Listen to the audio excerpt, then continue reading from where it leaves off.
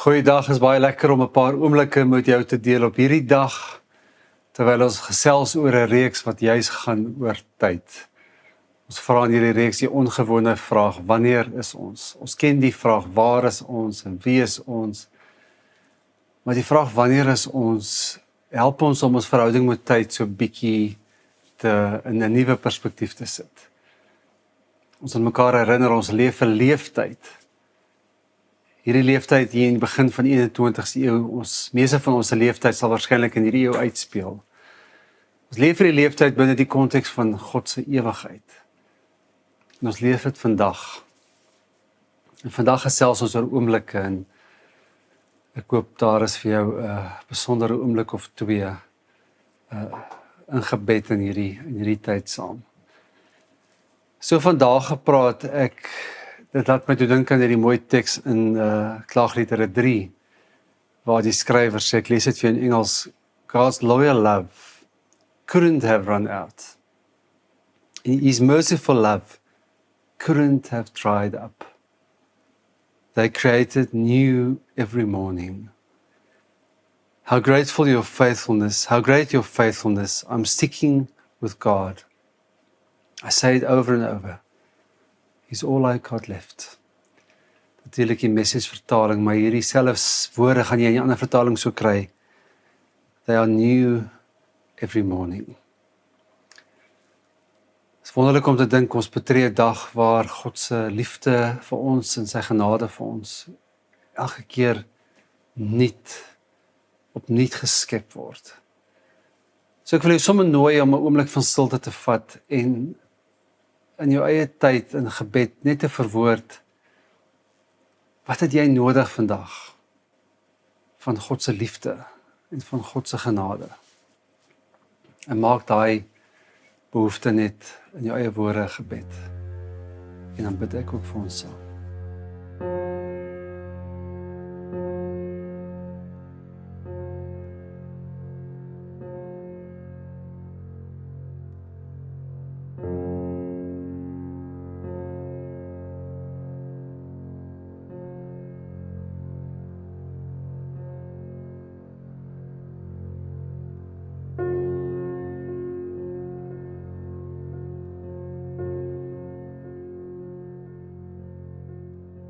Vader, dankie vir hierdie oomblik saam, hierdie tyd, hierdie dag wat ons deel. Binne ons elkeen se lewe en leeftyd.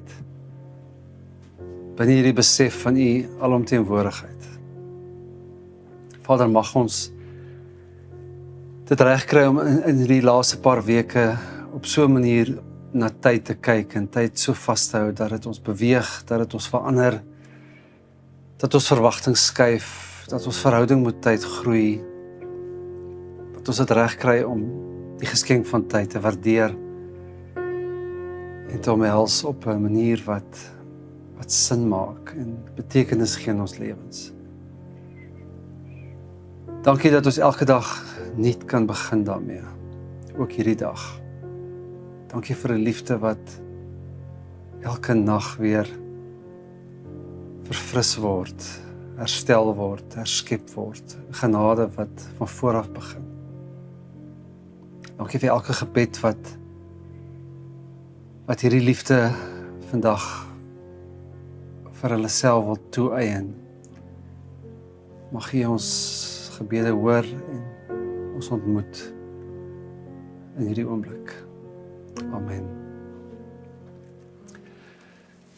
Die dag waarop ons hierdie uitsending vir die eerste keer vrygestel het, is Vadersdag, so ek hoop as jy die liefde van 'n vader, van 'n pa vandag kan vier, hierdie liefde wat ook iets van God se genade en liefde beliggaam, as jy dit vier vandag, is ons saam met jou dankbaar, en ons hoop jy het 'n spesiale tyd met jou pa.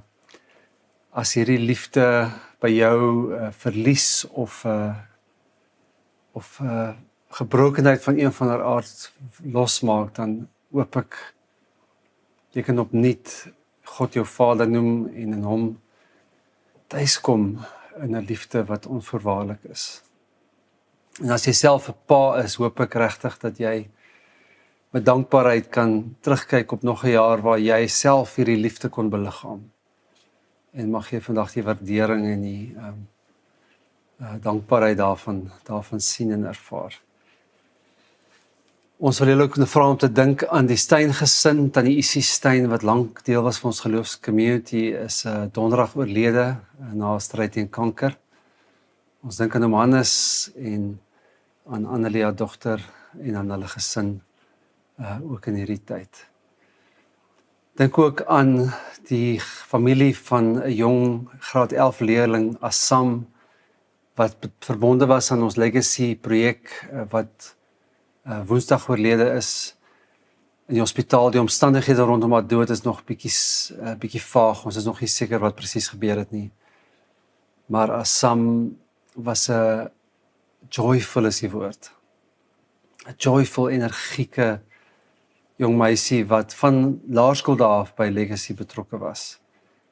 En 'n groot verlies vir daai community. Kom ons dink ook aan hulle.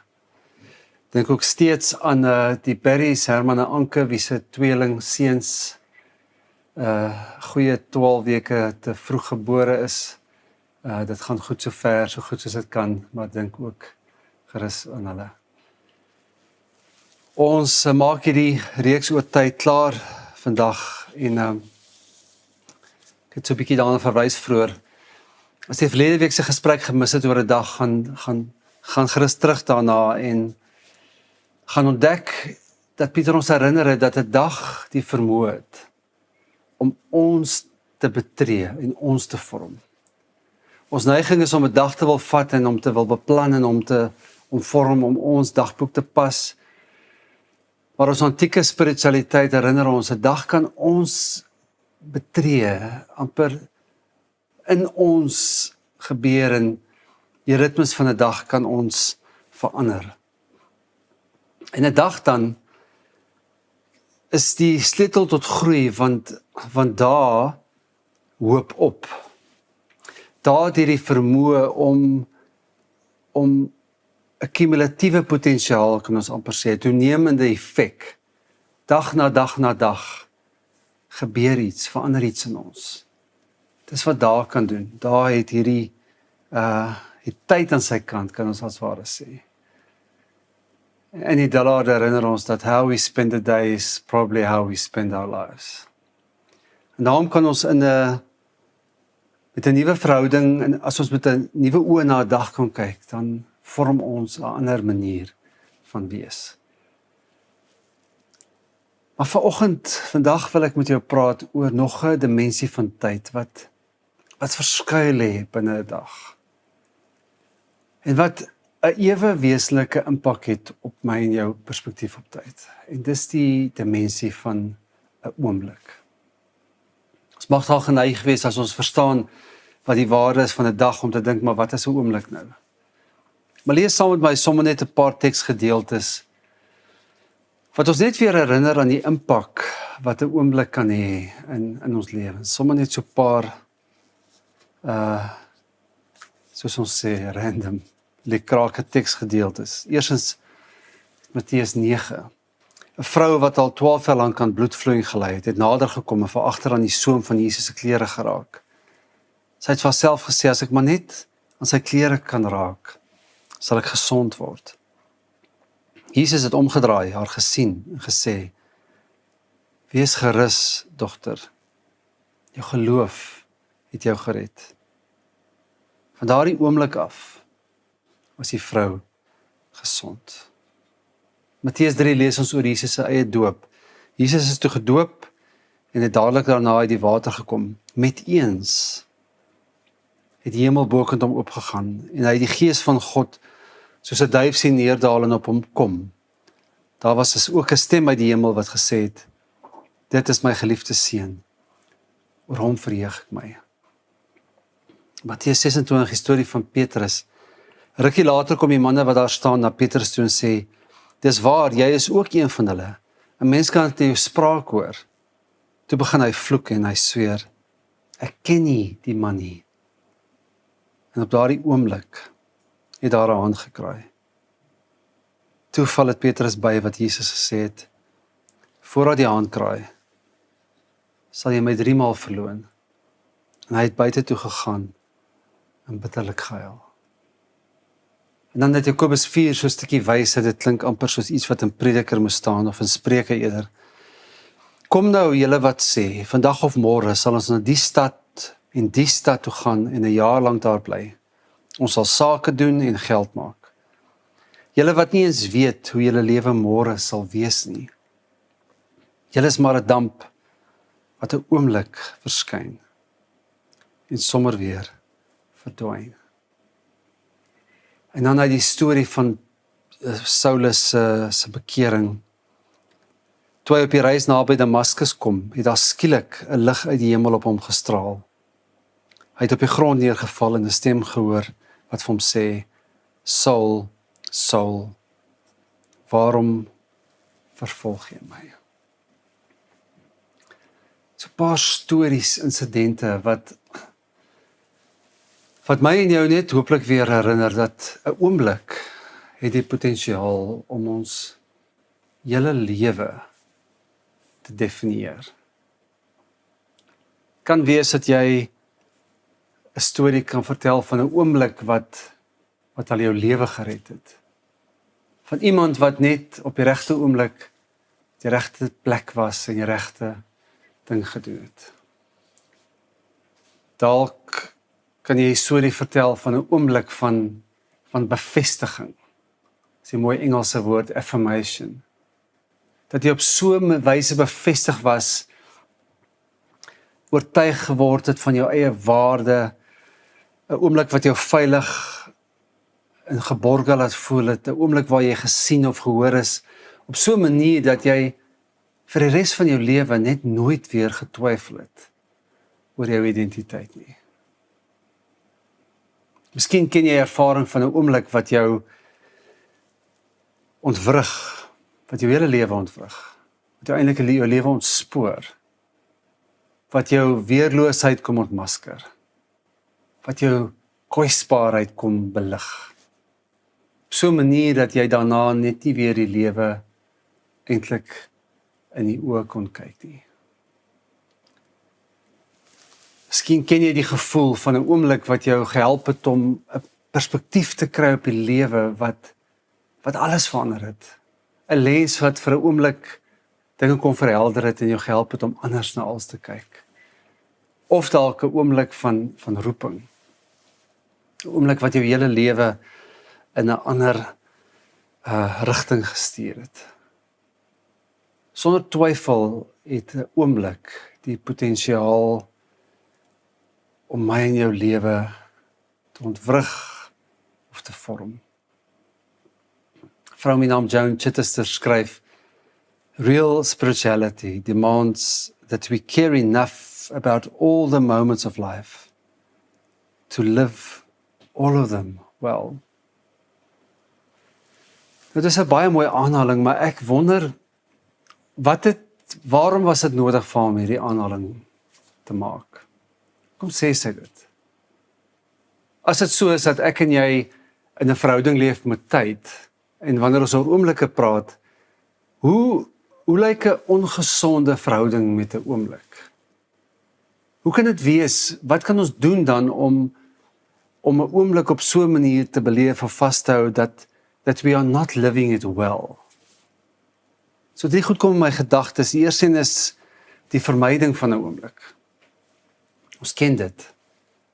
Om sekere oomblikke te vermy, nie altyd net die slegtes nie. Ons vermy ook partykeer oomblikke van intimiteit, van koneksie, van waardering. Maar ons is definitief geneig om oomblikke van ongemak en gebrokenheid en seer eerder te wil vermy. Wanneer ons dit doen, probeer ons met ander woorde ons ervaring van die lewe filter en ons probeer eintlik maar bietjie ons lewe beheer deur sulke oomblikke maar net te sy stap. Nog 'n manier hoe ons 'n oomblik mis is om te leef vir die oomblik. Baie van ons het 'n baie lae toleransie vir die alledaagsheid van die lewe en ons kort hierdie een na die ander ekstatiese oomblik om ons te laat voel die lewe maak sin. Ons het dit nodig vir inspirasie. So ons leef net vir die oomblik. Nog 'n manier hoe ons oomblikke, dink ek, kan misbruik is wanneer ons tyd sien as 'n kommoditeit. Hierdie mooi beeld hier agter my het Pieter laasweek gesê, die punt van hierdie beeld is nie dat ons na die tyd kyk nie, maar deur die lens van tyd kyk na die lewe. Maar partykeer probeer ons tyd beheer en tyd manipuleer. En ek wonder of jy het al agtergekom het, maar ons gebruik dieselfde werkwoorde vir tyd as wat ons gebruik vir geld. Ons sê ons spaar tyd, en ons belê tyd, en ons mors tyd, en ons bestuur ons tyd. En dis dieselfde woorde wat ons gebruik vir geld, wat maar net sê dat ons soms ook met daai lens na tyd kyk en tyd sien as hierdie objek waaroor ek en jy beheer het, terwyl tyd eintlik geskenk is. So ware spiritualiteit nooi my en jou om elke oomblik van die lewe te kan omgee vir elke oomblik van die lewe en elkeen van hulle op 'n sinvolle manier te deurleef. Ja, wat is die koneksie tussen 'n oomblik en spiritualiteit? Dit is nogal 'n moeilike koneksie om te maak, want dit is amper voor die hand liggend aan die een kant, maar aan die ander kant is dit dalk belangrik om 'n oomblik daarby stil te staan. Wat is die koneksie tussen 'n oomblik en spiritualiteit? Wel, vir my is die koneksie net Jesus se eie lewe. Jesus die inkarnasie, God wat mens word. Jesus wat 'n leeftyd kom betree en vir ons wys hoe dit lyk om 'n leeftyd te omhels. Jesus wat in sy boodskap vir ons leer oor God se ewigheid. Jesus wat vir ons wys hoe 'n ritme van 'n dag kan lyk en wat hy doen met sy dae en met sy tyd, hoe hy omgaan met 'n dag. En dan Jesus wat 'n baie besondere manier gehad het om oomblikke te omhels. Hy het 'n baie besondere aanvulling vir Kairos tyd. En Kairos tyd staan teenoor Kronos tyd. En die definisie van Kairos tyd is it refers to opportune time, to a moment or a season, as opposed to an amount of time. So Jesus het hierdie aanvoeling vir die tydigheid van 'n oomblik. Hy erken telkens die geleentheid vir 'n Kairos oomblik. Hy skep oomblikke van noodsaaklike konfrontasie en konflik. Hy erken oomblikke van empatie en van deernis. Hy sien oomblikke van nood raak. Hy bevestig oomblikke van waarheid. Hy kan oomblikke van beauty en van verwondering omhels. Hy maak tyd vir oomblikke van koneksie met mense. Hy skep ruimte vir oomblikke van stilte. Hy het 'n besondere aanvoeling vir wat nodig is binne 'n oomblik. Is amper asof hy in voeling en 'n ritme is met die een wat tyd reguleer. En daarom hierdie uitnodiging vir ons om ons verhouding met 'n oomblik te ondersoek. En te vra, hoe kry ons dit reg om met dieselfde sensitiwiteit en dieselfde aanvoeling en onderskeiding oomblikke van ons lewe te benader, want oomblikke is wesentlik. Oomblikke het die potensiaal om ons lewe te ontwrig, of ons lewens te vorm. En die eerste gedagte is dat, presies eintlik wat ons nou net gesê het, oomblikke vra vir bewustheid. Nou, ek dink dit is belangrik om te sê dat min van ons kan die hele dag ten volle bewus wees van alles wat rondom ons gebeur. Ons brein het ook nie die kapasiteit daarvoor. Ons brein is so gemaak dat hy hom besig hou met gekondisioneerde patrone van respons, en hy los sy bewustheid in 'n oomblik gewoonlik vir wanneer dit regtig nodig is. Maar alhoewel ons nie die hele tyd kan bewus wees nie, kan ons ook nie deur die lewe gaan en nooit bewus wees van oomblikke nie, want die lewe is daarom net te ongelooflik mooi. En God se teenwoordigheid vul die hele aarde, sê die psalmdigter. En God se gees waar hy wil, en God se liefde is alomteenwoordig. Ons word genooi om te leef met bewustheid van oomblikke, want dit bring ons in voeling met God. Daar was 'n Franse Jesuïet, as 'n priester wat aan 'n Jesuïtiese orde behoort met die naam Jean-Pierre de Cassau. En hy het vir die eerste keer hierdie volgende stelling gebruik. Hy het gepraat van the sacrament of the present moment.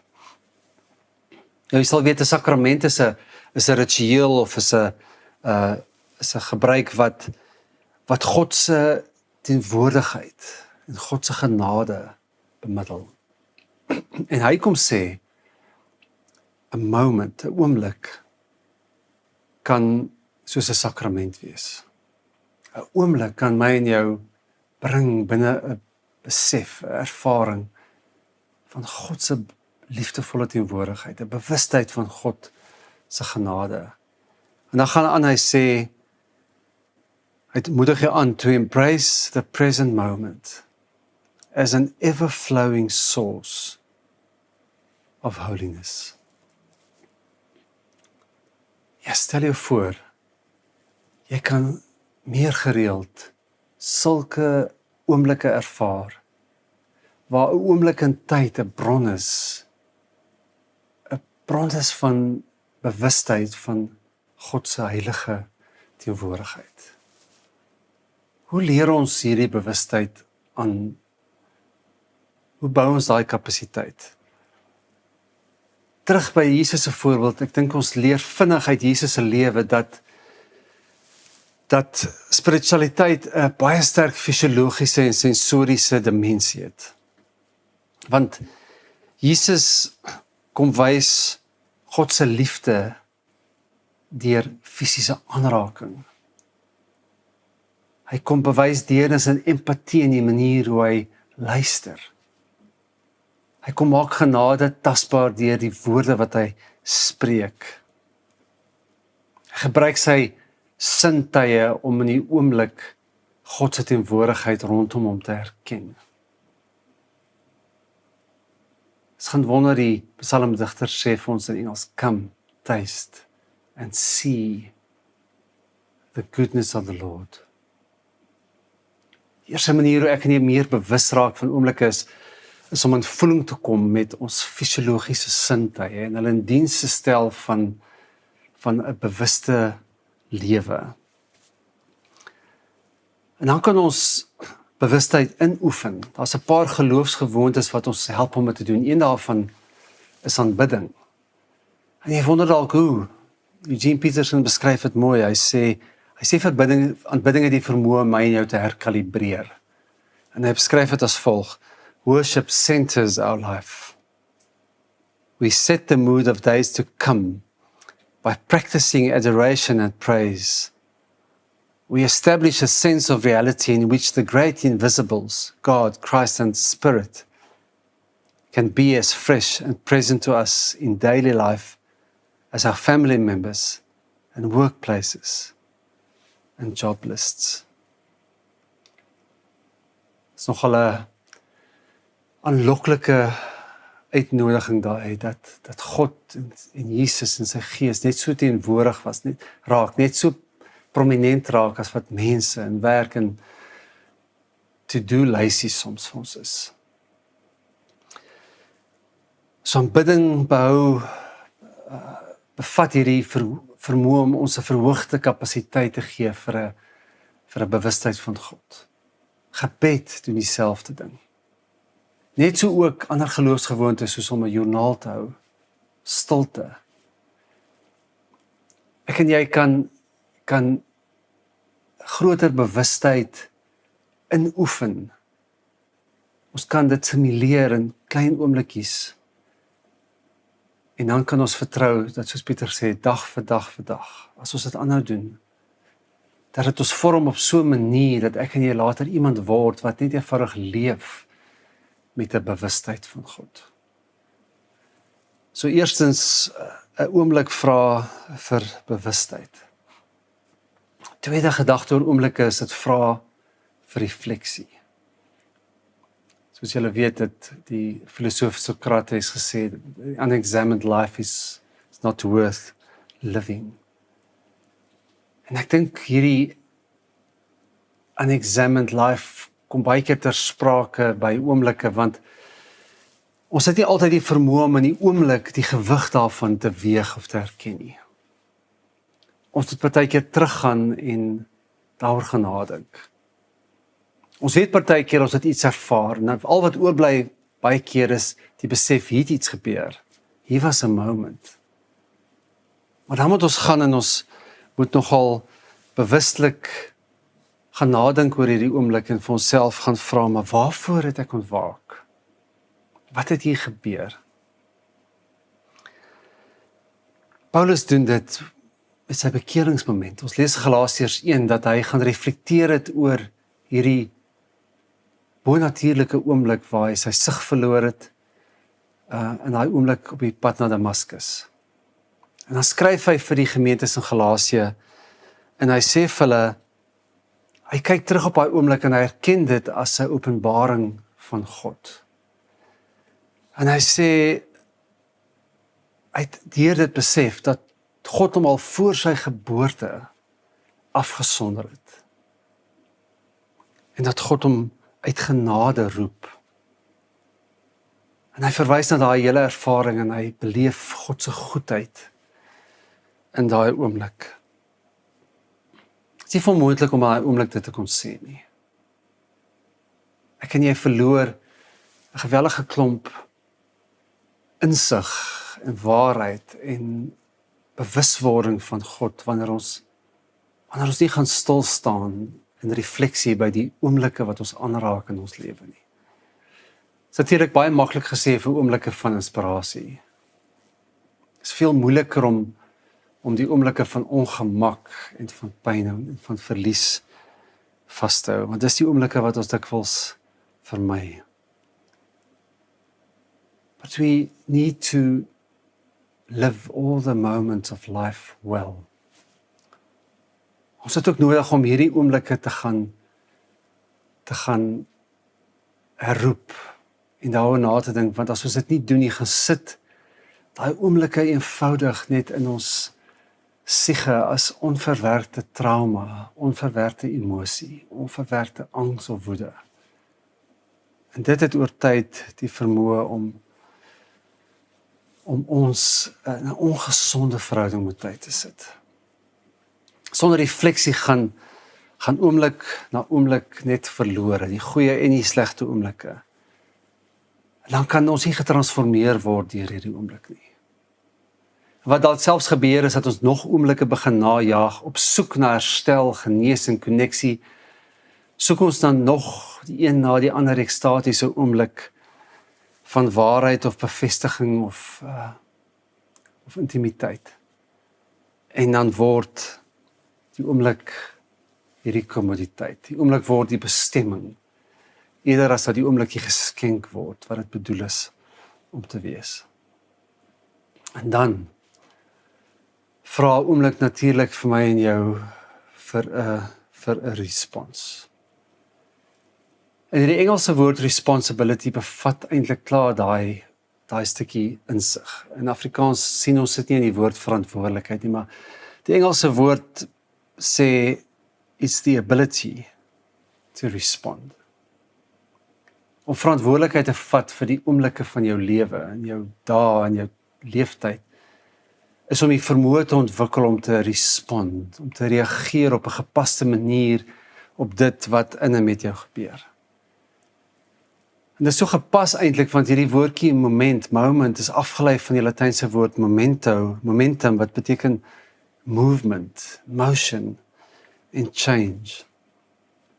So die uitnodiging is dat oomblikke wat dalk vir jou lyk na iets nietig, iets klein, iets onbenullig, iets minderwaardig, iets sonder gewig.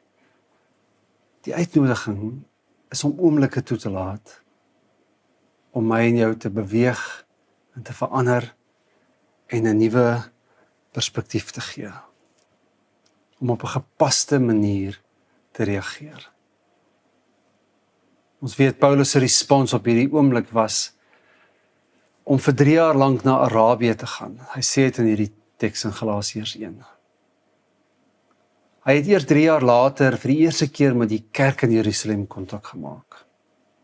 Ons weet nie presies wat hy in Arabië gedoen het nie, ons vermoed, of daar word ook geskryf dat hy toe reeds al begin preek het by sinagoges. Maar waarskynlik is dit 'n tyd waar hy homself voorberei, waar hy sê dat hy die openbaring van Jesus ontvang het. Is 'n tyd waarin hy leer, is 'n tyd waarin hy groei, is 'n tyd waarin hy homself voorberei op hierdie roeping van God. Maar hy het nie hierdie eenmalige, buitengewone, bonatuurlike oomblik van bewustheid van God.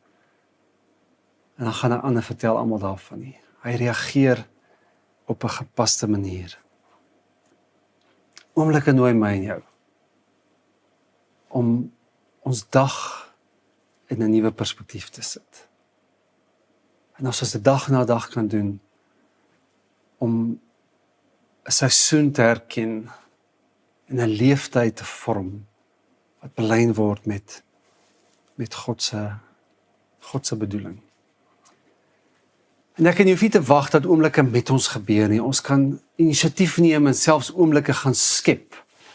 Ek dink altyd aan hierdie lied van John Mayer waarin hy sing I found a message in the bottle we were drinking. Iemand sê altyd, maar hierdie wyn is 'n goeie wyn, ek wag vir 'n oomblik. En dan die teenargument, maar hierdie wyn gaan van hierdie Kronos tyd 'n Kairos oomblik maak. Ek en jy kan oomblikke gaan skep en ons weet daar's plekke wat ons in staat stel om nader te kom aan die potensiaal van 'n oomblik as ander. Soos die natuur. Kom saam met ons op die stapgroep. Volgende een is daar in Jonkershoek se Sossuskloof Vallei, so beautiful. Jy sit jouself op 'n plek van potensiaal om 'n oomblik te beleef. Selfde geld vir stilte. Selfde geld vir musiek. Of vir lees. Daar's iets wat ek en jy kan doen, oomblikke van koneksie, saamleef. Daar's iets wat ons kan doen om die potensiaal van 'n oomblik te verhoog. Die moontlikheid te skep. Die woord is possibility en ons kan hierdie woord herskryf soos party mense doen en sê, maar dit gaan oor possibility. Ons vermoë om te kan stop en 'n oomblik te skep, maak nuwe moontlikhede los. En verander gewone tyd in 'n besondere oomblik. Daarom miskien net sommer 'n vraag of twee. Watter kapasiteit moet jy skep om meer bewus te raak van 'n oomblik? Is dit dalk 'n sensoriese vermoë wat ontbreek? Is dit jou perspektief op tyd? Is dit hoe vol jou dagboek is? Watter gewoonte moet jy afleer dalk om meer in voeling te kom met 'n oomblik? Maar watter kapasiteit moet jy bou om 'n oomblik te kan herken? Twee vrae sou kon wees, watter oomblik in jou lewe vra vir refleksie? Hooplik die oomblikke wat voor lê, maar as jy terugdink aan hierdie dag, hierdie week, watter oomblik het jy gemis wat dalk vra vir refleksie? Watter oomblik vermy jy? En dan saam met dit, wat is die gepaste respons op jou bewustheid van hierdie oomblik? Wat is dit wat jy nou anders moet gaan doen? Mag jy ontdek dat God teenwoordig is in elke oomblik van jou lewe. In elke dag wat jy geseën word met lewe. In elke seisoen wat jy deurleef. En in hierdie leeftyd wat jy leef binne die konteks van God se ewigheid. Amen. Ons nooi jou na ons volgende reeks oor, ons noem dit winter, soms so refleksie oor die winter. Die eerste 2 temas daarvan is net aanlyn dienste vir die van julle wat ook soms ons dienste bywoon. Ons vat so 2 weke breek net met die eredienstye, eredienste self, en dan gaan ons weer oor 3 weke, ek dink is 7 Julie, is ons weer terug in Laerskool Stellenbosch. Maar die 2 Sondae is nou en dan is daar wel aanlyn refleksies. En ons gaan jou nooi om sommer so in die winter so 'n bietjie te reflekteer op die winter. En Pieter gesels volgende week met jou oor rus. Ek praat die week daarna met jou oor gestroop wees. En dan skop ons dienste weer verder af. Mag jy 'n mooi dag hê en 'n goeie breek as hierdie wintervakansie vir jou wel 'n stukkie verlof inhou. En ons sien mekaar gou weer.